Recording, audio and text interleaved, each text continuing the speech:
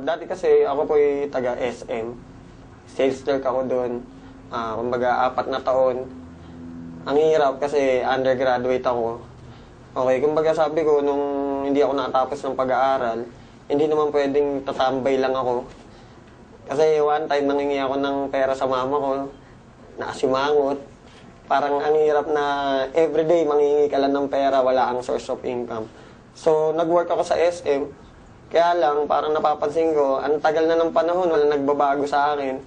Dumating yung time na yung escalator na dinadaanan ko, yun lang lagi. 3 taon na, 4 na taon na, wala nagbabago. So, naghanap ako ng paraan, kumbaga paano magbago yung buhay ko. Naimbita ako ng kaibigan ko, si Philip J. Una, hindi ako naniniwala sa kanya. Ang tagal niya ako iniimbita, pero wala kasi sa SM, syempre, 8 oras ka nakatayo.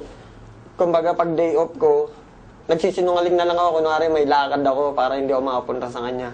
Pero yung time na nakita ko yung negosyo, isa lang sinabi ko, isa lang naisip ko, sayang. Sana pala, nung una pa lang, iniimbita niya ako. Kumbaga, sumama na ako. Wala na nasayang na panahon.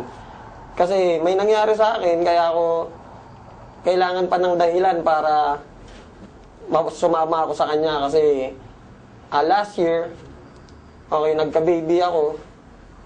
May 20 yun, May 20 sila pinanganak. Kaya lang, wala akong mga pambili ng gamot. Wala akong pang sustento. Kumbaga yun, nawala sila. Okay, nawala sila May 20. Libing nila May 21, yun yung birthday ko. Kaya yung nangyari sa akin, iniimbitan niya na ako nung before. Hindi ako sumasama, pero nung nangyari yun, nawala yung 2 kong anak, kambal yun. Sabi ko, hindi pwedeng maulit yan sa akin kasi sabi ko nga magulang mo mag-abroad, masakit para sa'yo, di ba? Anak mo pa kaya, ilibing mo sa araw ng kaarawan mo. Sobrang sakit. Sobrang pag naalala ko yun. Isa lang sinasabi ko, buti na lang ngayon, kaya ko na.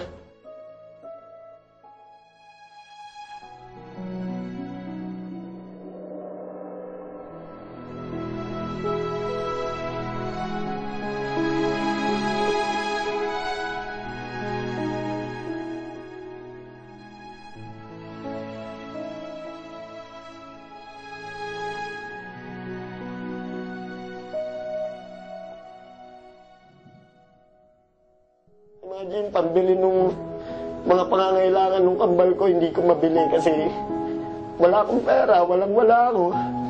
Kaya ngayon, nandito ako. Sabi ko, hindi na mauulit yun. Kaya ngayon, sumama ako sa V-Mobile para hindi na maulit yung mga dati nangyari sa akin. Alam mo yung walang-wala ka, trinabaho mo, pagsahod mo, bus ka agad, alam mo yun, parang bayad utang lang, trabaho, bayad utang ka, wala nangyayari. Kaya nung dumating yung nangyari sa akin na yun, sobrang sakit. Parang wala akong magawa. Sinabi sa akin ng mga doktor, wala daw pag-asa kasi 16.5 months, pero hindi naman ganun eh. Sinabi lang nila yun para wag ako masaktan. Ngayon, masasabi ko, umikot talaga yung buhay ko. Bawat minuto ng oras ko, bawat segundo, masasabi ko may kwenta na, may sense na. Okay, sa financial, napakalaki. Nabibili ko na yung mga gusto ko. Bata pa ako, naisip ko, ba't ang daming kotse, nakasakay ka sa bus? Ang daming sasakyan, pero bakit pamilya namin wala? Okay, so ngayon, dito sa V-Mobile, kayang-kaya na. Kumbaga, magbibilang ka lang ng ilang buwan. Gusto mo ulit bumili, kayang-kaya mo. Actually, sa buong pamilya ko, natutulungan ko na sila. Dati, mama ko manghiram lang sa akin ng 200. Bukas, sisingilin ko na.